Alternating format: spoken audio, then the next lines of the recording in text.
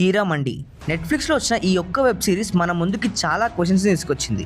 అసలు దేశాన్ని కాపాడాలని పోరాటం చేసిన తవాయిఫ్లని వ్యభిచారంలోకి ఎలా బలవంతంగా తీసుకెళ్లారు? ఒకప్పుడు పెద్ద పెద్ద రాజుల పిల్లలే ఈ తవాయిఫ్ల దగ్గరకు వచ్చి సంగీతం, నాట్యం నేర్చుకునేవాళ్ళు.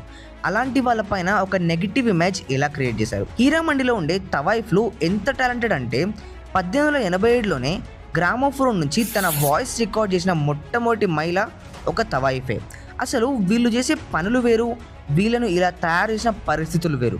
అప్పట్లో ఈ తవాయిఫ్లు దేశానికి ట్యాక్స్ కూడా కట్టేవాళ్ళు.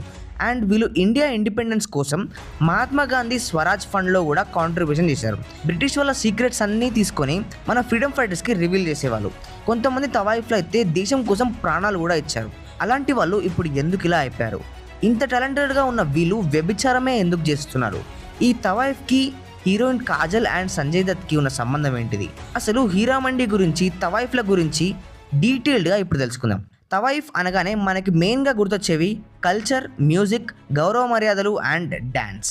ప్రజెంట్ పాకిస్తాన్లో ఉన్న లాహోర్ దగ్గర హీరా మండి ఉంది. బట్ 16th సెంచరీలో మన ఇండియా అండ్ పాకిస్తాన్ కలిసే ఉంది కాబట్టి అప్పట్లో ఈ హీరా మండి, లాహోర్ అంతా ఇండియాలో భాగంగానే ఉండే. అయితే ఈ స్టోరీ మొదలయ్యేది ఇయర్ 1584 నుంచి. అప్పట్లో ఇండియా అంతా మొఘల్సే పరిపాలించేవారు. అండ్ అదే టైంలో అక్బర్ ఫరాయిద్పూర్ నుంచి లాహోర్కి వచ్చేసారు. అక్బర్ వచ్చినందుకు వాళ్ళ మంత్రులు కూడా ఆయనతో పాటే లాహోర్ వచ్చేసారు. దానివల్ల అక్బర్ ఉండే మహల్కి దగ్గరలో ఆ మంత్రులందరూ ఉండే విధంగా ఒక ప్లేస్ని ఏర్పాటు చేశారు. అండ్ ఆ ఏరియా మొత్తం కంప్లీట్ అయిన తర్వాత ఆ దర్బార్కి వెళ్ళాల్సిన వాళ్ళందరూ అక్కడే ఉండడం స్టార్ట్ చేశారు. చూస్తూ చూస్తూ ఆ ప్లేస్ అంతా ఒక పెద్ద టౌన్లో అయిపోయింది. ఇది షాహీ దర్బార్కి దగ్గరగా ఉన్నందుకు ఈ ఏరియా పేరు కూడా షాహీ మొహల్లా అని పెట్టేశారు. ఈ దర్బార్లో ఉండే మంత్రులకి ఎంటర్టైన్మెంట్ కోసం ఆఫ్ఘనిస్తాన్ నుంచి సంగీత, నాట్య కళాకారులను కూడా తీసుకొచ్చేవాళ్ళు. వాళ్ళు డ్యాన్స్ ఎంత బాగా చేస్తారో అంతే బాగా పాటలు కూడా పాడతారు. అప్పట్లో రాజులు, మహారాజులు కూడా ఆ డ్యాన్స్కి మిస్మరైజ్ అయిపోయేవాళ్ళు. అలా వాళ్ళ పిల్లల్ని కూడా వీళ్ళ దగ్గరికి పంపించి వీళ్ళతోనే డ్యాన్స్ అండ్ సంగీతం లాంటివి నేర్పించేవారు. ఇలా రాజుల పిల్లలకు ఇన్ని కళలు నేర్పిస్తున్నందుకు రాజులు చాలా మొత్తంలో బంగారం అండ్ డబ్బు ఈ తవాయిఫ్ వాళ్ళకి ఇచ్చేవారు. ఇలా అప్పట్లో వీళ్ళని చాలా వాల్యుబుల్ పీపుల్గా చూస్తూ ఉండేవారు. అలా తవాయిఫ్ల రెస్పెక్ట్ అనేది అప్పటి నుంచే చాలా ఎక్కువగా పెరగడం స్టార్ట్ అయింది. బట్ ఈ రెస్పెక్ట్ అంతా పోవడానికి ఇంకెన్నో రోజులు లేదు.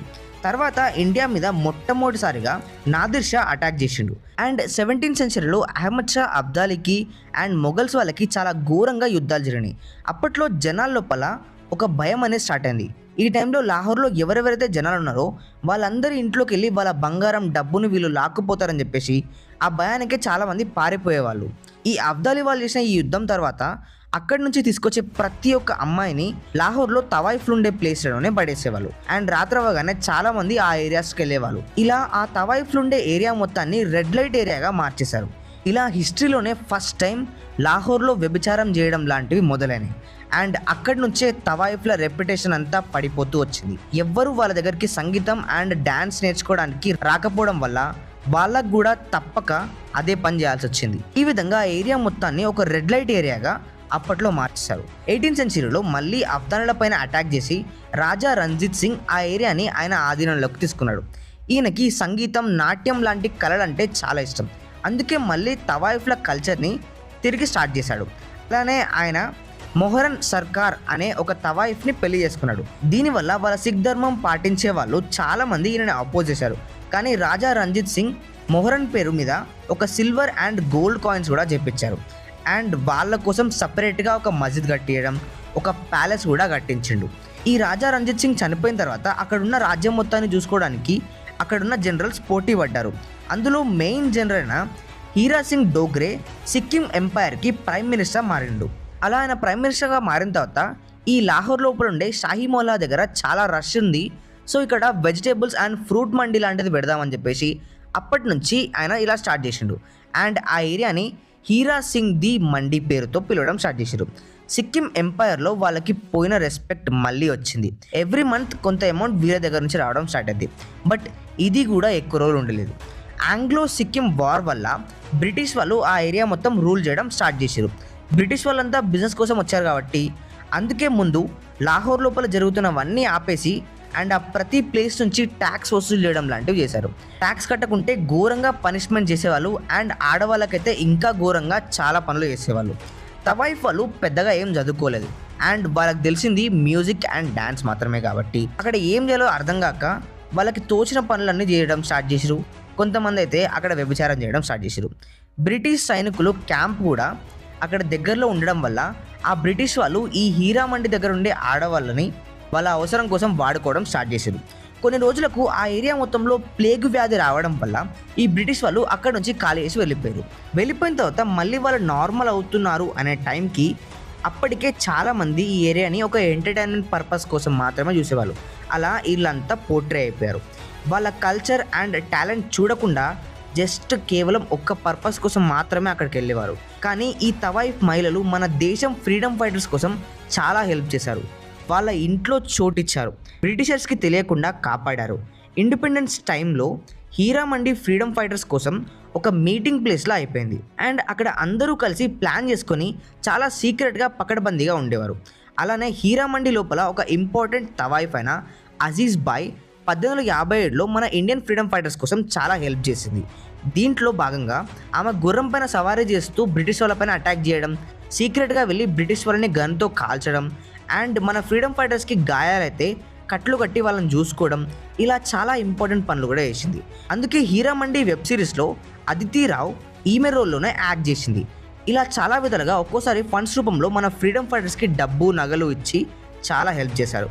ఇవన్నీ చేస్తూ ఉండడం వల్ల ఒకరోజు బ్రిటిష్ వాళ్ళకి ఈ ఏరియా నుంచే వాళ్ళకి డబ్బు సప్లై అవుతుంది అండ్ ఇక్కడ నుంచే వాళ్ళు ప్లాన్ చేస్తున్నారని తెలిసి ఈ లాహోర్ మొత్తాన్ని వాళ్ళ కంట్రోల్లోకి తీసుకున్నారు.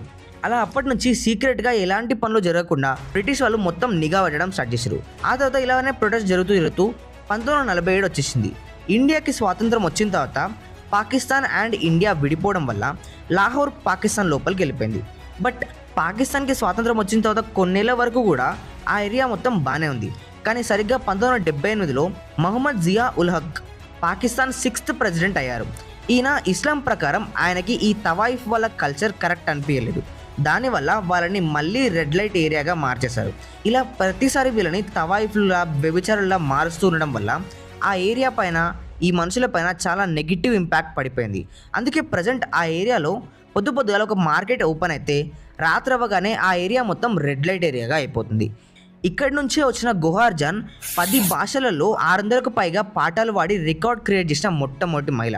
అండ్ అప్పట్లో ఈమె పాటలకే కాదు, ఈమె వేసే డాన్స్కి కూడా చాలామంది రాజులు ఇష్టపడేవారు. అలా ఈమెను కలిసి ఈమె డాన్స్ చూడడం కోసం ఒక్కొక్క రాజు 1000 రూపాయల నుంచి 3000 రూపాయల వరకు పెట్టి ఇక్కడికి వచ్చేవాళ్ళు. ప్రజెంట్ బాలీవుడ్ యాక్టర్ అయిన సంజయ్ దత్ వాళ్ళ నాన్నమ్మ కూడా ఈ హీరా మండి నుంచే వచ్చింది. అండ్ రతన్ భాయ్ అనబడే ఇంకొక తవాయిఫ్ అప్పట్లో బాలీవుడ్లో కూడా ఎంటర్ అయిపోయి చాలా మంచి యాక్ట్రెస్గా కొనసాగింది. అండ్ ప్రజెంట్ బాలీవుడ్ ఇండస్ట్రీలో ఉండే కాజల్ వాళ్ళ చుట్టాలు కూడా ఈమెకు సంబంధించిన వాళ్ళే. అయితే యాక్చువల్లీ సంజయ్ లీలా బన్సారీ ఈ వెబ్ సిరీస్ స్క్రిప్ట్ని 2006లోనే రెడీ చేసుకున్నారు. బట్ అప్పుడు బడ్జెట్ ప్రాబ్లం వల్ల తీయలేకపోయారు. మొదట్లో ఒక మూవీ లాగా తీద్దాం అనుకున్నారు, కానీ ఇంత పెద్ద స్టోరీని జస్ట్ 2.5 గంటల్లో కవర్ చేయడం ఆయనకు ఇష్టం లేదు. అందుకే 2019లో నెట్ఫ్లిక్స్ వాళ్ళతో కొలాబరేట్ అయ్యి ఈ వెబ్ సిరీస్ షూటింగ్ స్టార్ట్ చేశారు. నిజానికి ఈ వెబ్ సిరీస్ సెట్ వేయడానికి అండ్ కాస్ట్యూమ్స్ డిజైన్ చేయడానికి, కాస్ట్ సెలెక్ట్ చేయడానికి ఆల్మోస్ట్ 2 సంవత్సరాల టైం తీసుకున్నారు. అండ్ సంజయ్ లీలా బన్సారీ ఏం చేసినా ఆయన మ్యూజిక్ మాత్రం వేరే లెవెల్లో ఉంటుంది. ఈ సిరీస్ కోసం ఆయన 700 సంవత్సరాల ముందు రాయబడ్డ ఆమీర్ ఖుస్రో సాంగ్ని తీసుకున్నాడు. 700 ఏళ్ళ పురాతనమైన పాట అంటే మీరే అర్థం చేసుకోండి. సో ఫ్రెండ్స్, మీలో ఎంతమంది ఈ వెబ్ సిరీస్ని చూస్తే కామెంట్ చేయండి. అండ్ వీడియో నచ్చితే వీడియోని లైక్ చేయండి, షేర్ చేయండి. మరిన్ని ఇలాంటి వీడియోస్ కోసం ఛానల్ సబ్స్క్రైబ్ చేసుకొని బెల్ ఐకాన్ని ఆల్లో పెట్టుకోండి. See you in the next video. This is Sai Vardhan signing of.